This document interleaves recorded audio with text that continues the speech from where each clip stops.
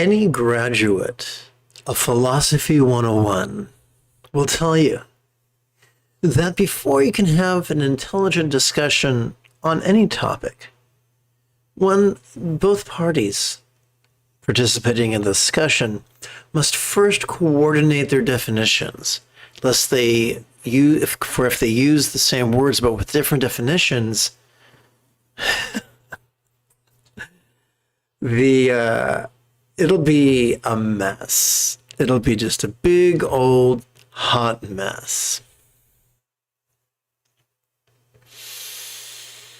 So if we're going to talk about the way to peace, and if we're going to ask which is more effective, contemplation or meditation, we have to get our terms down pat.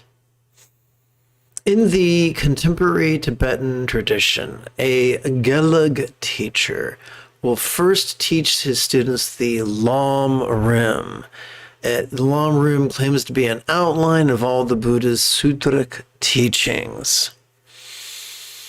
And it can fit, well, when Tsongkhapa wrote the three principal aspects of the path, he described his outline in terms of renunciation, compassion, and wisdom. And that's pretty much the standard outline. And so contemplation or analysis is reasoning. And typically they will have you spend months or maybe years just hopping back and forth between contemplation and concentration.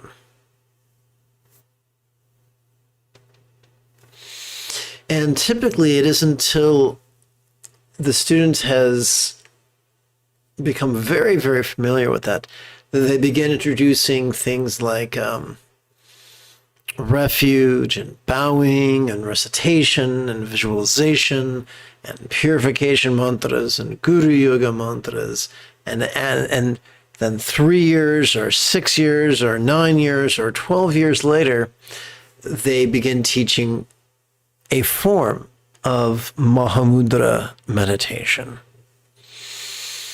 And when I went through this many decades ago, I kind of felt like, remember how in the Peanuts Thanksgiving special, Lucy holds the football and Charlie Brown runs to kick the football, and the last minute she pulls the football away and Charlie Brown goes flying.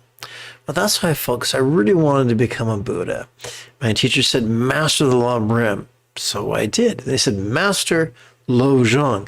So I did. So he said, get your tantric empowerments. So I did. So practice, master the tantric sadhana. So I did. Then he said, do a 3-year retreat. But first, collect these 5 collections of 100,000. Then I did. And then he said, now you have to do it 2 or 3 or 4 more times. And I really felt like Charlie Brown and Lucy at Thanksgiving with the football. But wait, there's more. I noticed that my fellow students and our teacher had a real sense of nervousness and crankiness about them. And then I noticed with myself, the more I did those concentrations and contemplations, the more of a wreck I became. Even my former wife, who at that time was not my former wife, she noticed the same thing. Hey, isn't this supposed to make you more peaceful? Because it's making you a nervous wreck. Enter neurology. When we do contemplation, when we sit in a meditation posture and do all sorts of reasoning, we are exercising our prefrontal cortex. Now, our prefrontal cortex has evolved for problem solving, but ask any kid who has a demanding course load or who is preparing for finals, they will tell you that just sitting there and just thinking can be exhausting. let's talk about therapy. Let's talk about something that was actually designed by insurance companies whose top priority was not the mental health of the nation, but whose top priority was making therapy as cheap as possible. They came up with what was formerly known as the rational emotive method, and eventually became known as cognitive behavioral therapy. And it involves a lot of self-talk. And there is a certain percentage of people who come to therapy presenting with generalized anxiety disorder. And after 6 months of hard work, not only do they still have generalized anxiety disorder, but now they present with the symptoms of depression. Why is that? Because when we exhaust the prefrontal cortex, we invariably begin presenting with the symptoms of depression. There are some psychiatrists who feel that depression is not a psychological disorder, but a set of psychological symptoms of a physiological disorder. It can be caused by systemic inflammation, it can be caused by gut dysbiosis, and it can be caused just by exhausting our prefrontal cortex. So working diligently, all that contemplating the Lam Rim did was get me really good at contemplating the Lam Rim, but didn't actually make me more renounced. It didn't make me more loving. It didn't make me free of duality. It just got me really good at doing those exercises. But wait, there's more. Many people who enthusiastically spend years contemplating and concentrating, going back and forth, often notice a lack of compassion. And therefore they try to contrive the compassion using the Lojong system featuring Tonglen, or, what's it called? Taking and giving. And they do it with the best of intentions to be as loving and as compassionate as they can be. Great intention, but does it work? Let's consider the neuroscience of concentration. Whether you're concentrating on renunciation or compassion or wisdom, whether you're concentrating on taking or giving, once we start concentrating, the lower part of our brain starts to light up. This is called the amygdala. It's known as the seat of fear and aggression. So here's the great irony. If we are concentrating on love, we can still wind up getting cranky. But we have to make sure our definition is correct. What do we mean by concentration? Concentration is arbitrarily choosing something to focus on to the exclusion of everything else. Everything else can go away because we're only focusing on that one thing. And many people who are prone to being rigid, fearful, controlling, elitist, cryptic, competitive, and cruel insist that concentration is the way to make magic happen, that we can manifest love by focusing on love, that we can become a Buddha by concentrating on the visualization of ourselves as a Buddha. But that's missing the point of both sutra and tantra.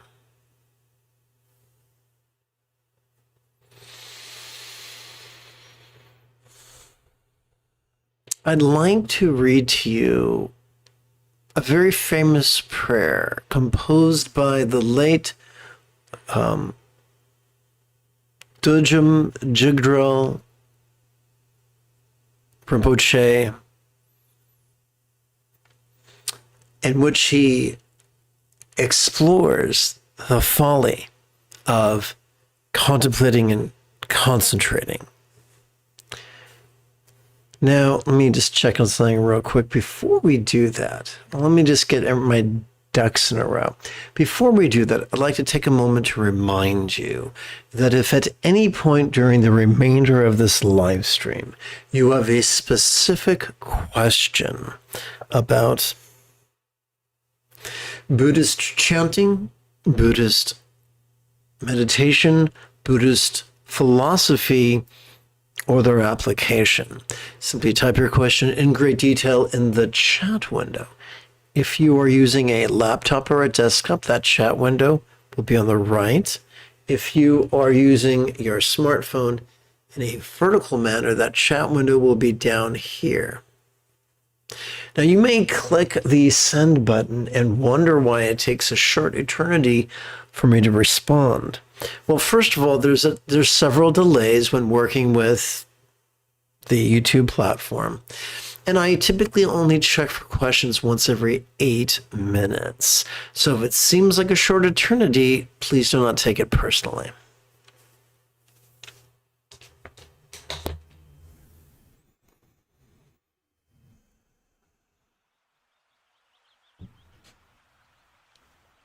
This is the prayer of calling the Lama from afar, also known as Lama Kien-no. It's a spontaneous song of the original nature by Dodjum Rinpoche Jigdrel Yeshe Dorje, and adapted and transcribed by yours truly. So it would have been very considerate if I took the time to enter the contemplative note, not the contemplative notation, but the chanting notation. So I'll just do that on the first quatrain so you get the rhythm.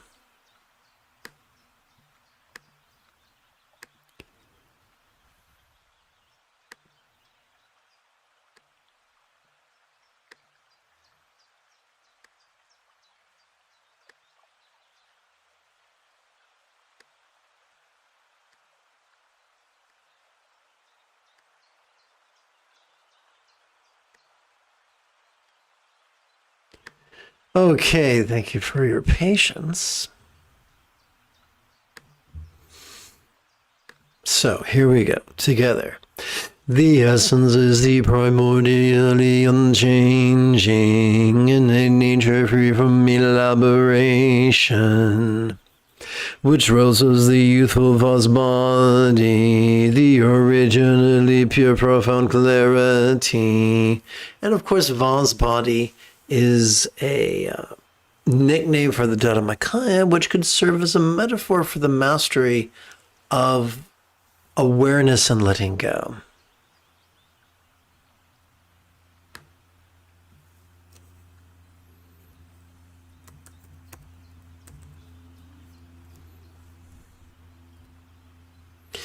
Dharmakaya Lama Yeshe Dorje Yuhuno.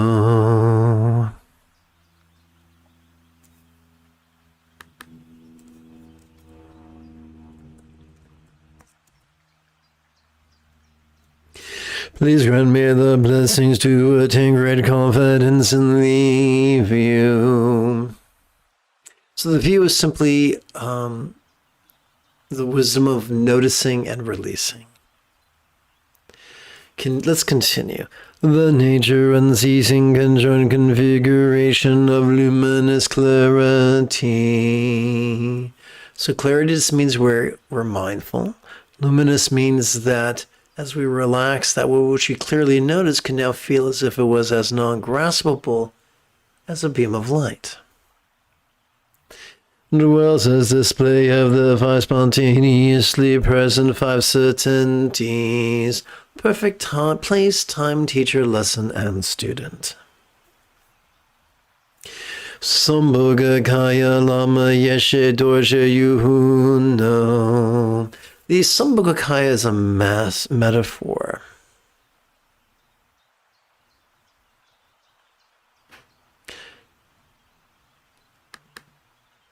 Of the mastery of bliss and letting go.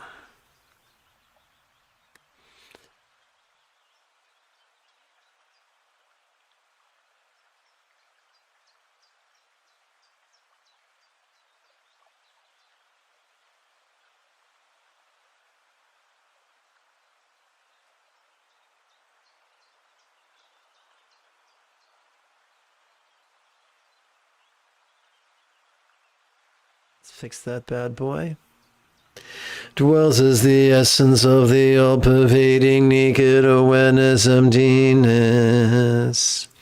Nimanakaya Lama Droduling Payuno.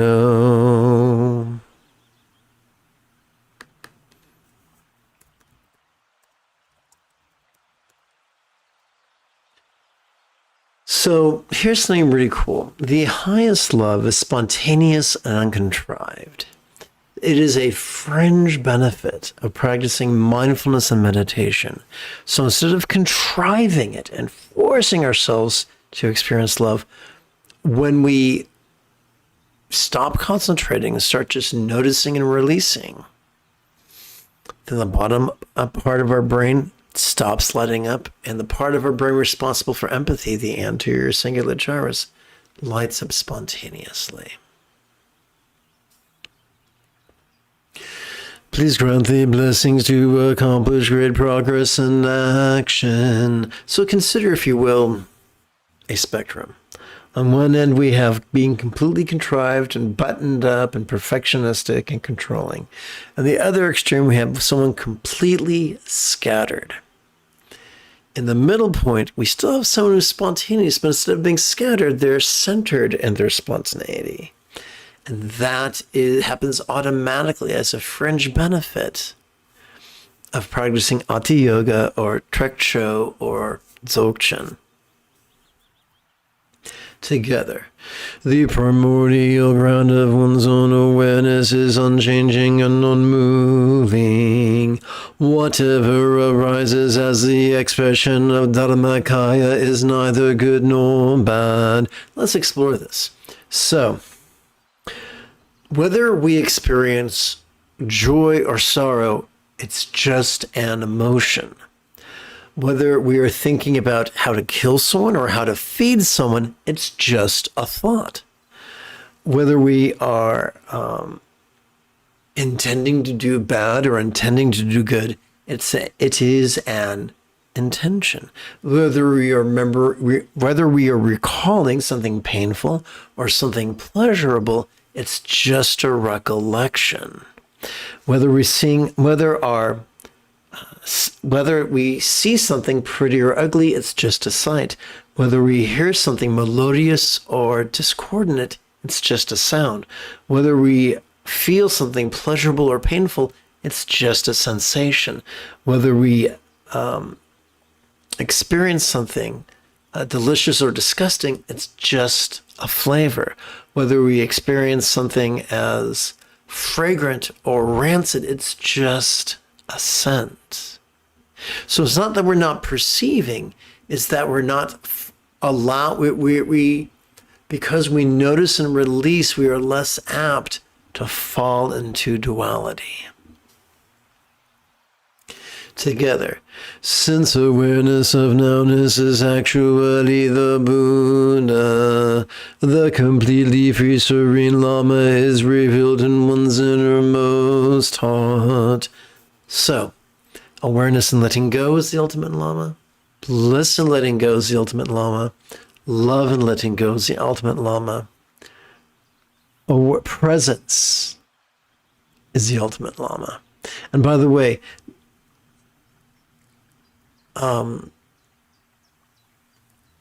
whether you're engaging in lovemaking or you're just eating a delicious meal or listening to a cat purr or listening to the sound that a dog's ears makes when it shakes its head, anything that gives you pleasure can be brought into the path of noticing and releasing. Together, when this original mind is realized as the very nature of the Lama, there is no need for whining, contrived prayers made with grasping and attachment. Now, I squandered decades of my life piously chanting extensive sadhanas. According to this text, according to the writings of Garab Dorje, that's time and energy better spent with mindfulness and meditation. Let's continue. The Lama who could benefit us the most is our mindfulness, insight, and compassion. The only job of the outer Lama is to help the student find the inner Lama. By the way, what is the very nature of the Lama? The very nature of the Lama is the very nature of everything, which we experience as we relax into each exhalation. And we'll explore that more in just a minute or two. Together. By letting go in the free natural flow of uncontrived awareness, not holding whatever arises, the blessings of self-liberation are obtained. Of all the blessings we could experience, the greatest is the mastery of awareness and release. Together. This is important, this bears direct bearing on contemplation, concentration, Lamrim, and Lojong. Here we go. Through fabricated practice, there is no time to achieve enlightenment. Meditation produced through mental analysis and okay, let's try this again. There we go. Meditation produced through mental analysis and intellect is a deceiving enemy.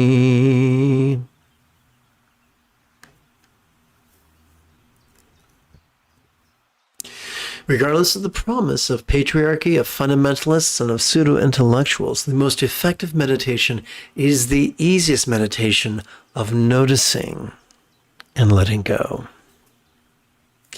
Now conceptualization falls apart with the abandon of a madman.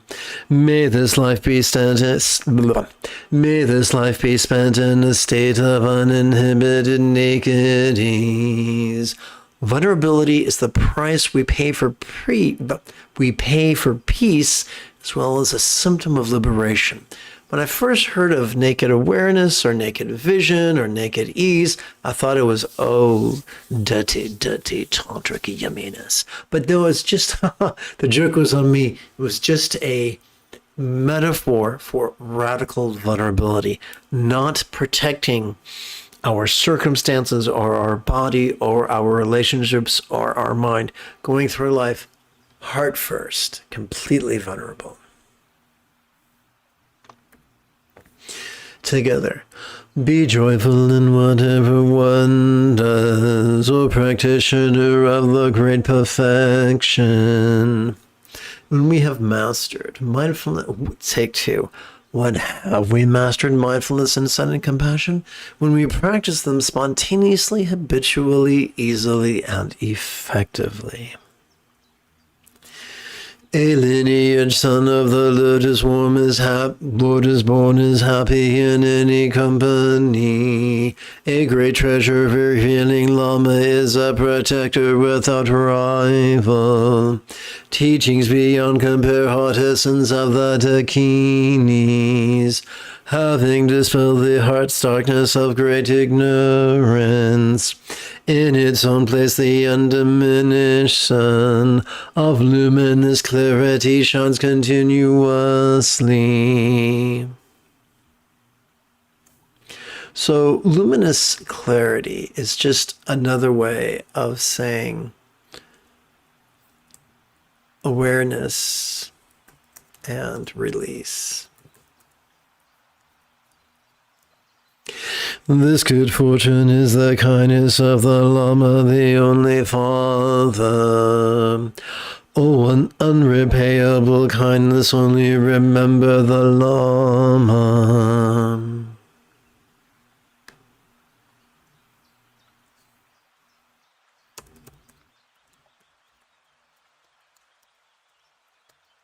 Mindfulness and meditation are our ultimate teacher. Perhaps that is why the Buddha taught in the Satipatthana Sutta that it is possible to master the Buddha's path in 7 days.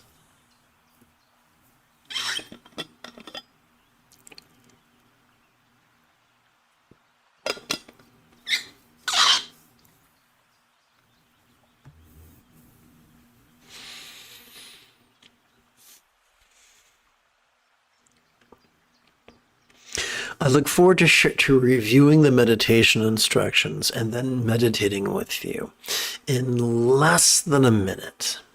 But first, a bit of the old housekeeping.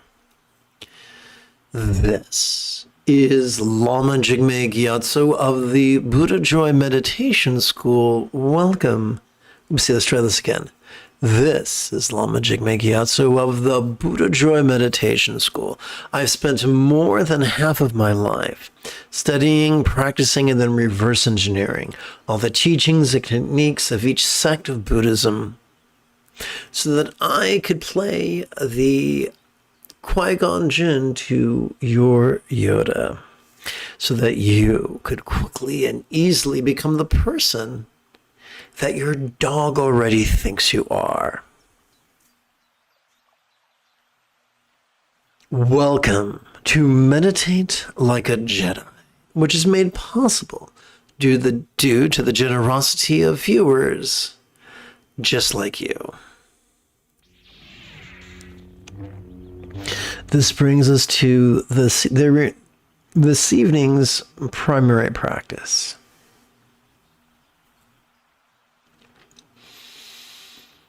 Now, allow me to remind you that if at any point you have a specific question about Buddhist meditation, Buddhist philosophy, Buddhist chanting, or their application, simply type your question in great detail in the chat window. Let us briefly chant the recitations of empathetic bodhicitta and enthusiastic refuge. We'll begin with a more literal recitation chanted with triplets. May I liberate all beings from the tyranny of hating, craving, and clinging by relying on the Buddha's example, instructions, and students. These three things are so effective, they earned the nickname the three wish-fulfilling jewels. We are going to now play with a more concise, more figurative recitation using the bookend chant. May I liberate all beings by relying on the three jewels. May I liberate all beings by relying on the three jewels. May I liberate all beings by relying on the three jewels. Let's review the basic meditation instructions. Mindfulness and meditation are known by many terms, including Zen, Proto-Zen, Chan, Dhyana, Mahamudra, Mahasandhi, Ati-Yoga, Dzogchen, and Trekcho.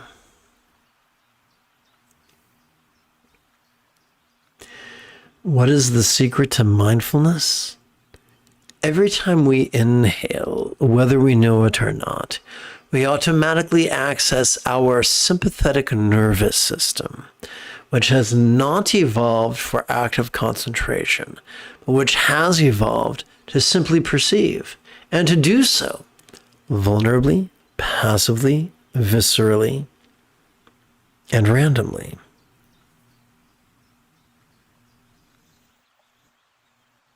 As illustrated with a turn of phrase that was inspired by the teachings of Tulku Thondap Rinpoche. As we breathe in, we could silently and mentally recite, perceiving this very turbulent play of mind. Meditation is not something you do in the absence of the monkey mind. It is something that is fueled by the monkey mind. What are some of the antics of mind? Well, as I inferred during the lesson, mind can, through the use of its perception organs, mind can see, hear, feel, taste, smell, and the like. Mind can also emote, intend, reason, recall, imagine, and confabulate. But what do we do with all this stuff that we notice? Enter meditation. Every time we exhale, whether we know it or not, we automatically access our parasympathetic nervous system, which is wired for both physical relaxation as well as mental release.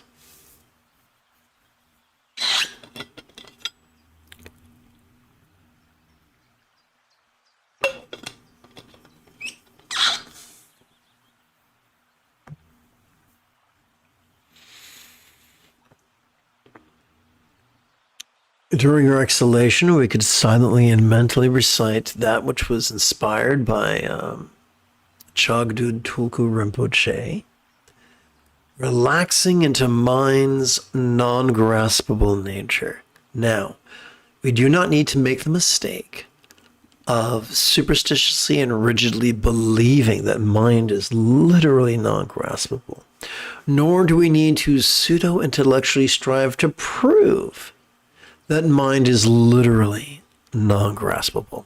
Most of us are graduates of elementary school, and we therefore understand that a large percentage of language is figurative. So here's how it works. Every time we exhale, whatever we notice during the inhalation can now feel as if it was as non-graspable as a vast empty void. It could feel as if it was as non-graspable as the illusion of the infinite azure sky on a bright and beautiful cloudless morn. As we relax into our exhalation, that which we notice during our inhalation could feel as if it was as non-graspable as if it was not us, as if it had never been born. Consider, if you will, this emblem of Dzogchen, this naked couple, this beautiful naked couple, sporting in tantric union. The abandon with which the mother sports reminds us of the turbulent play of mind. What's our job to do with the turbulent play of mind? To notice it. Just notice it. And the sky-colored man sitting motionless in Yabyum reminds us to relax into mind's non-graspable nature. So we perceive the play of mind, we relax into mind's non-graspable nature. Sporting and relaxing.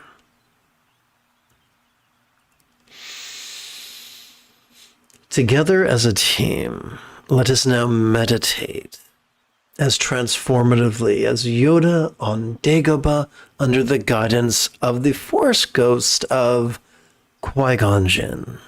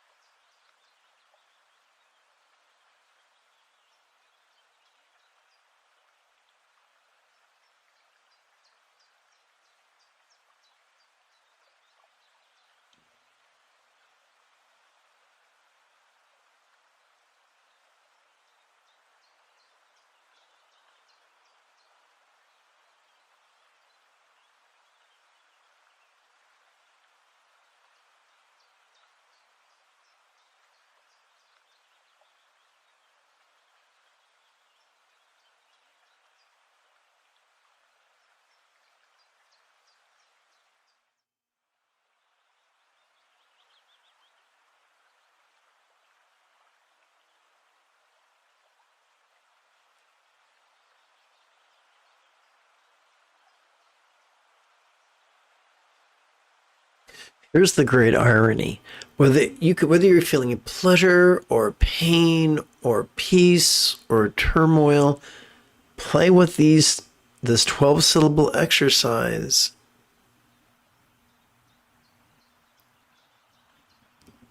And you'll be glad you did.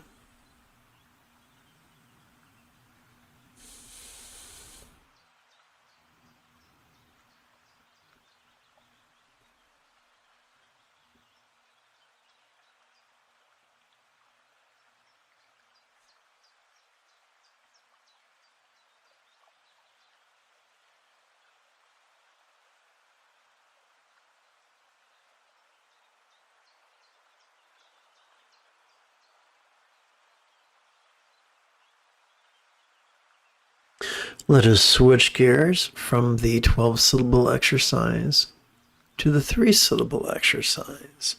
Notice this, relaxing.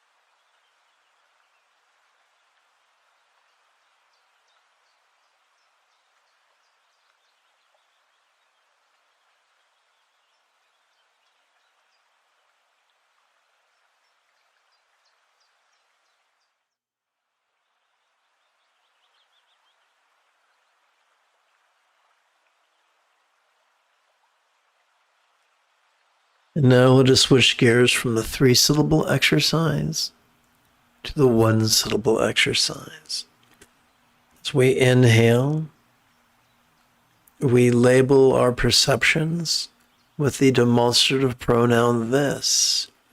As we physically relax into our exhalation, we silently and mentally recite the monosyllabic synonym for relax, the verb ease.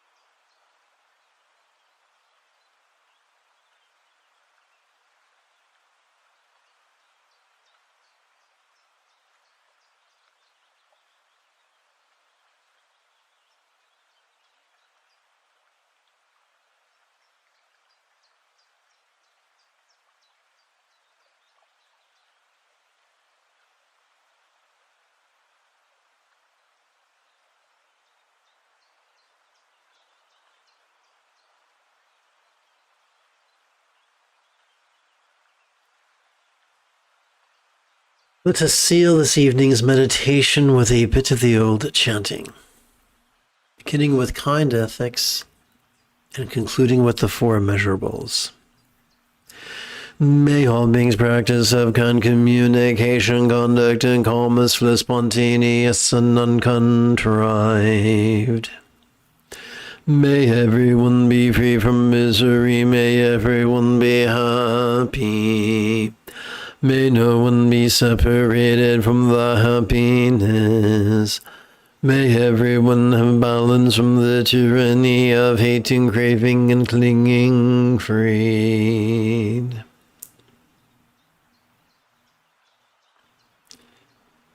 If you feel that I have earned it, you could give this live stream a thumbs up. You could even help support this channel on Patreon. And if you are as geeky as, oops, I forgot one last thing. I look forward to returning to tomorrow's morning meditation class and group practice. That's just so weird, isn't it? Let's see here. In about 12 hours or so. And if you are as geeky as me, this is the way.